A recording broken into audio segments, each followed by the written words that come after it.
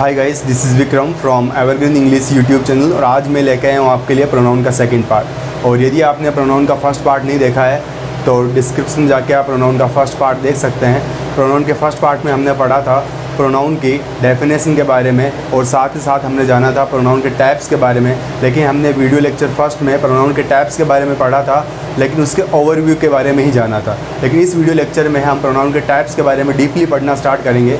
तो पहला टॉपिक है आपका पर्सनल प्रोनाउन, जिसे कि हम सब्जेक्टिव प्रोनाउन के नाम से भी जानते हैं। तो देखते हैं पर्सनल प्रोनाउन क्या होता है। तो देखें यहाँ पर ध्यान से आप, पर्सनल प्रोनाउन वह प्रोनाउन जो तीनों प्रोनाउंस मतलब फर्स्ट पर्सन, सेकंड पर्सन तथा थर्ड पर्सन में प्रयुक्त होते हैं, पर्सनल प्रोनाउन कहलाते हैं। पर्सनल प्रोनाउन को हमने डिवाइड किया है फर्स्ट पर्सन, सेकंड पर्सन व थर्ड पर्सन के तहत। अब क्या होते हैं first person, second person, third person? तो पहले ये समझ लेते हैं पर्सन, फर्स्ट पर्सन। तो फर्स्ट पर्सन को हमने डिवाइड किया सिंगुलर पर्सन व प्लूरल पर्सन में। तो फर्स्ट पर्सन का जो सिंगुलर होता है वो होता है आई, और आई को हिंदी में कहते हैं मैं।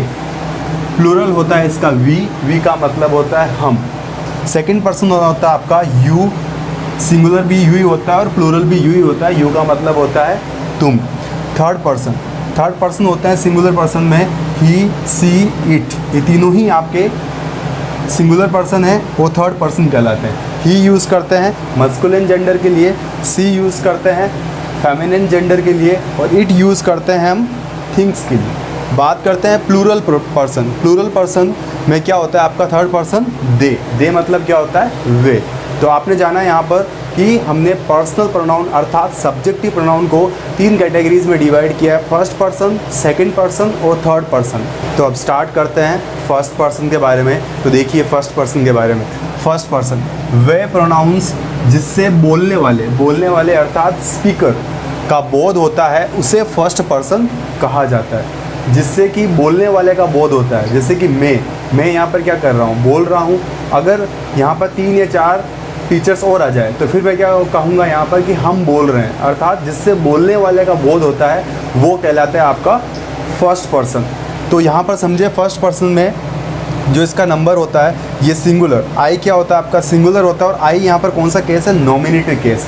नॉमिनेटिव केस के बारे में हमने नाउन के वीडियो लेक्चर में पढ़ा था, और यदि आपने नाउन का वीडियो लेक्चर नहीं देखा है तो आप नाउन का वीडियो लेक्चर देखें, आपको ये क्लियर हो जाएगा नॉमिनेटिव केस क्या होता है। नॉमिनेटिव केस का मतलब ही होता है आपका सब्जेक्टिव केस। इसका ऑब्जेक्टिव केस क्या होता है? मी। पॉसेसिव एडजेक्टिव क्या होता है आपका? आई का, माई। एंड पॉसेसिव प्रोनाउन क्या होता है? माइन। आपको ये भी बात बताई थी मैंने कि जब भी आपका पॉसेसिव एडजेक्टिव हो तब उसके तुरंत बाद नाउन आ सकता है, लेकिन जब भी आपका पॉसेसिव प्रोनाउन हो तब उसके तुरंत बाद नाउन यूज़ नहीं कर सकते हैं। अब एग्जांपल के थ्रू समझेंगे इस चीज़ को। अब प्लूरल, तो इसका प्लूरल क्या होता है? वी। और इसका ऑब्जेक्टिव केस क्या होता है? अस। और वी का possessive adjective our, and we का पॉसेसिव प्रोनाउन अवर्स। कुछ एग्जाम्पल है जिससे कि आपको और बेहतर तरीके से समझ में आएगा। यहाँ ध्यान दें।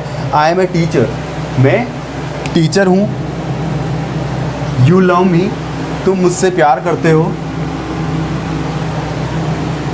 दिस इज़ माई बुक, यह मेरी किताब है। दैट बुक इज़ माइन, वह किताब मेरी है। आवर कंट्री इज़ ग्रेट, हमारा देश महान है। These पेन्स आर आवर्स, ये हमारे पेन हैं। वी आर एक्टिव, हम एक्टिव हैं। दे हेल्प अस, वे हमारी मदद करते हैं। तो यहाँ आपने देखा कि जिन वर्ड्स में मैंने अंडरलाइन किया है, आपने देखा उन वर्ड्स के बारे में कि जो आई यूज़ किया है ये यहाँ पर किस केस के काम में काम कर रहा है? यहाँ पर नॉमिनेटिव केस के रूप में काम कर रहा है। आई एम ए टीचर मतलब मैं अध्यापक हूँ। यू लव मी, तो यहाँ पर अंडरलाइन किया मी में, तो मी यहाँ पर क्या है? आई का objective case. This is my book, this is my book, ये किताब मेरी है। तो देखा आपने यहाँ पर पॉसेसिव एडजेक्टिव माई है, और माई के तुरंत बाद आपने क्या यूज़ किया? नाउन यूज़ किया। लेकिन इस सेंटेंस को अगर आपको ऐसा बोलना पड़े दिस इज़ माइन बुक, तो ये रॉन्ग होगा। इस सेंटेंस को अगर आपको बोलना है तो फिर इस तरह से बोलोगे कि दिस बुक इज़ माइन। तो इस तरह से एग्जाम्पल यहाँ पर गिवन है, दैट बुक इज़ माइन के बाद किसी भी नाउन का यूज़ नहीं किया है। आवर कंट्री इज़ ग्रेट, तो ये क्या आपका पॉजिटिव एडजेक्टिव आवर, तो आपने यूज़ किया आवर कंट्री इज़ ग्रेट। तो देखिए यहाँ पर आवर के बाद कंट्री, कंट्री यहाँ पर क्या है, कंट्री एक कॉमन नाउन है जो कि आपने यूज़ किया है। दीज पेन्स आर आवर्स, तो देखिए यहाँ पर आवर्स यानी एक पॉजिटिव प्रोनाउन है आपका, तो उसके तुरंत बाद हमने नाउन का यूज़ नहीं किया है। वी आर एक्टिव, तो वी यहाँ पर क्या आपका सब्जेक्टिव केस है यानी नॉमिनेटिव केस है। एंड दे हेल्प अस, तो देखिए यहाँ पर दे हेल्प अस, तो दे यहाँ पर क्या आपका नॉमिनेटिव केस है एंड अस यहाँ पर क्या आपका ऑब्जेक्टिव केस है। तो आई थिंक गाइस आपको ये क्लियर हुआ होगा कि फर्स्ट पर्सन में जो बंदे होते हैं वो आपके स्पीकर कहलाते हैं यानी बोलने वाले कहलाते हैं, और वो होते हैं दो पर्सन, एक तो आई, एक होता है वी। इसे ध्यान में रखें आप। तो अब जान लेते हैं सेकंड पर्सन के बारे में। सेकंड पर्सन का अर्थ ये है कि वह प्रोनाउंस जिससे सुनने वाले का बोध हो, अर्थात ऑडियंस। फॉर एग्जांपल कि यदि कोई आपको स्पीच दे रहा है और आप उसे सुन रहे हो, तो स्पीच देने वाला क्या कहलाएगा, फर्स्ट पर्सन, और आप अगर उस चीज़ को सुन रहे हो तो आप क्या कहलाओगे उस स्पीकर के लिए, आप कहलाओगे उसके लिए सेकंड पर्सन, अर्थात सुनने वाला कहलाता है आपका सेकंड पर्सन। तो देखें यहाँ पर वह प्रोनाउंस जिससे सुनने वाले व्यक्ति का बोध होता है उसे सेकंड पर्सन कहा जाता है। इसको भी हमने nominative case, objective case, possessive adjective, possessive pronoun की कैटेगरीज में डिफाइन किया गया है। तो देखें यहाँ पर ध्यान से, सिंगुलर, तो यू सिंगुलर में नॉमिनेटिव केस भी सिंगुलर होता है और प्लूरल भी हमेशा यू ही होता है। इसका ऑब्जेक्टिव केस भी यू ही होता है, चाहे वो सिंगुलर हो चाहे प्लूरल हो, दोनों का ऑब्जेक्टिव केस क्या होता है, यू ही होता है। पॉसेसिव एडजेक्टिव भी दोनों का सेम होता है, your, your. And possessive pronoun क्या होता है, योर्स एंड योर्स। डिफरेंस किस में आता है, डिफरेंस आता है आपका रिफ्लेक्सिव प्रोनाउन में। रिफ्लेक्सिव प्रोनाउन में सिंगुलर के साथ यूज़ करता है योर सेल्फ एंड प्लूरल में यूज़ करता है योर सेल्स, अर्थात सिंगुलर में आता है SELF एंड प्लूरल में आता है आपका SELVES। अब आपको भी यही बात याद रखनी है यहाँ पर भी कि आपको पॉसेसिव एडजेक्टिव के साथ नाउन यूज़ करना है, कर सकते हैं, लेकिन पॉसेसिव प्रोनाउन के साथ नाउन का यूज़ नहीं करना है। ठीक है, तो एग्जाम्पल के थ्रू समझे इसे, यू आर लेबोरियस, तुम मेहनती हो या फिर आप मेहनती हो। तो यू यहाँ पर क्या काम कर रहा है, आपका सब्जेक्ट के रूप में काम कर रहा है, अर्थात नॉमिनेटिव केस या फिर सब्जेक्टिव केस का प्रोनाउन है।